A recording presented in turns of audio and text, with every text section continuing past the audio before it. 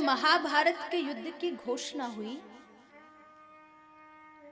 भगवान श्री कृष्ण ने दुर्योधन को समझाया, दुर्योधन आधा राज्य नहीं दे सकते, कोई बात नहीं, 5 गांव पांडवों को दे दो तो महाभारत नहीं होगा। दुर्योधन ने कहा, केशव 5 गांव तो बहुत दूर की बात है, मैं तो सुई के नोक बराबर भी भूमि नहीं देना चाहता। संत कहते हैं कि अगर हर व्यक्ति समझाने से समझ जाता तो भगवान को बांसुरी नीचे रख के सुदर्शन चक्र उठाने की आवश्यकता नहीं पड़ती। हर व्यक्ति समझाने से नहीं समझता, इसलिए साम दाम दंड भेद हर तरह से मनुष्य अपना प्रयास करता है समझाने का। भगवान ने समझाया, नहीं समझा तो भगवान द्वारिका चले गए। युद्ध की तैयारी हुई। शकुनी ने दुर्योधन को भगवान के पास भेजा, कहा जाओ भगवान से मदद लेना युद्ध में। दुर्योधन गया तो भगवान शयन कर रहे थे, सो रहे थे, जाकर के भगवान के सिर की तरफ बैठ गया। थोड़ी देर बाद अर्जुन गए, जाके भगवान के चरणों में जाकर के बैठ गए। जैसे ही भगवान नींद से जागे तो सामने देखा अर्जुन बैठे थे। कहा, अर्जुन आप कब आए? तब तक आवाज पीछे से आई, हे कृष्ण पहले मैं आया हूं। भगवान ने पीछे मुड़ के देखा, रे गांधारी नंदन आप भी पधारे हैं। दुर्योधन ने कहा कि मैं पहले आया हूं, अर्जुन बाद में। भगवान ने कहा कि आप दोनों का स्वागत है, कैसे आना हुआ? दुर्योधन ने कहा, आप तो जानते हो महाभारत का युद्ध हो रहा है तो सहायता मांगने आया हूं, युद्ध में मेरी मदद करिए। भगवान ने कहा कि भाई मदद तो करूंगा,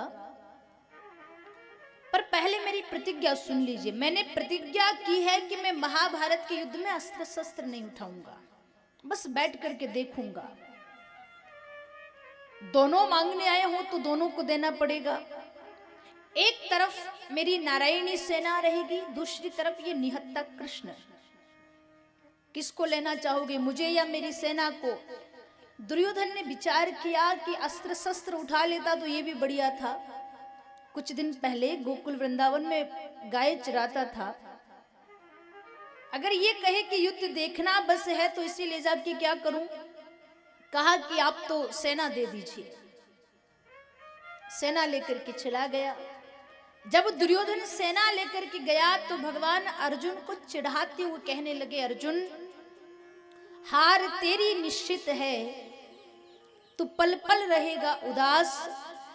माखन तो दुर्योधन ले गया, अब छाछ बची तेरे पास। माखन माखन तो वो ले गया। अर्जुन ने मुस्कुरा करके कहा, प्रभु ये मेरा विश्वास है, जीत मेरी निश्चित है, मैं कभी न रहूंगा निराश। अरे माखन दुर्योधन ले गया तो क्या हुआ, अभी माखन चोर है मेरे पास। मुझे माखन नहीं चाहिए, मुझे तो माखन चोर चाहिए और आप मेरे पास हैं। भगवान कहे कि भाई मेरी तो प्रतिज्ञा है, मैं अस्त्र शस्त्र नहीं उठाऊंगा। अर्जुन ने कहा कि रथ हाँक दीजिए। रथ तो हाँक सकते हैं, आप सारथी बन जाइए। प्रेम विवश अर्जुन रथ हाँक्यो, भूल गए ठकुराई, सब सो ऊंची प्रेम सगाई। संत कहते प्यारे, जीवन में अगर कभी किसी का सारथी बनने का अवसर मिले ना तो सारथी ही बनिए, स्वार्थी मत बनिए।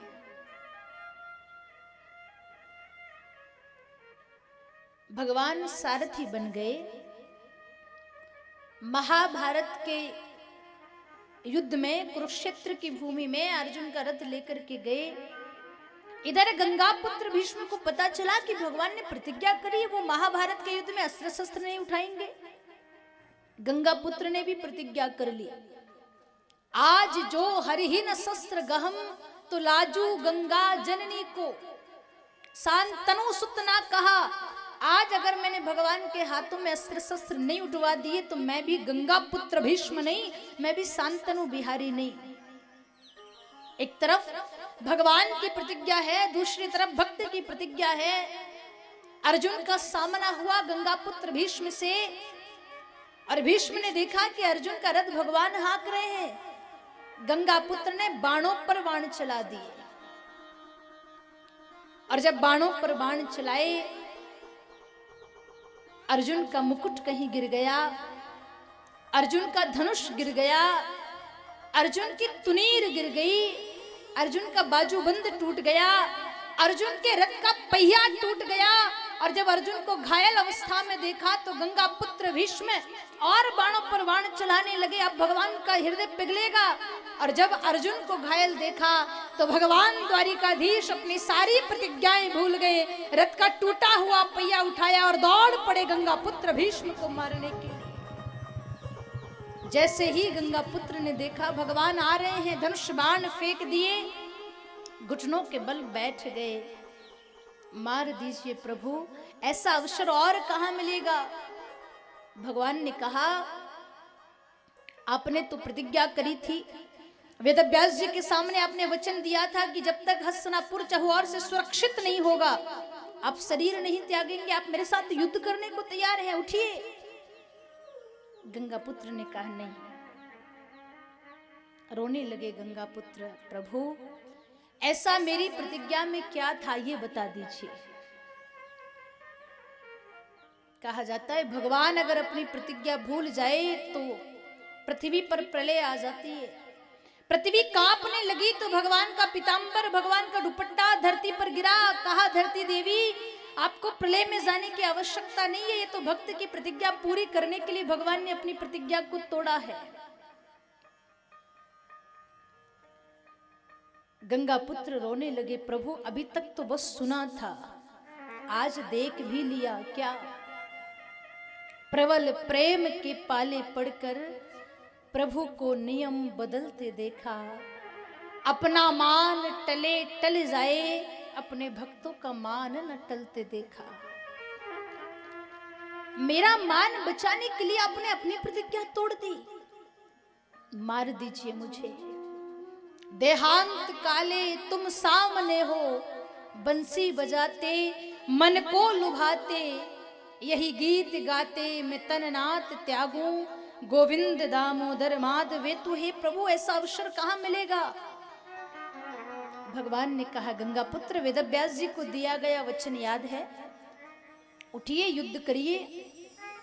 गंगा पुत्र ने कहा, युद्ध तो करूं पर एक शर्त पर। क्या? जब मेरा अंत समय आए तो आप ठीक इसी प्रकार मेरे सामने आकर के खड़े हो जाना। प्रार्थना करिए।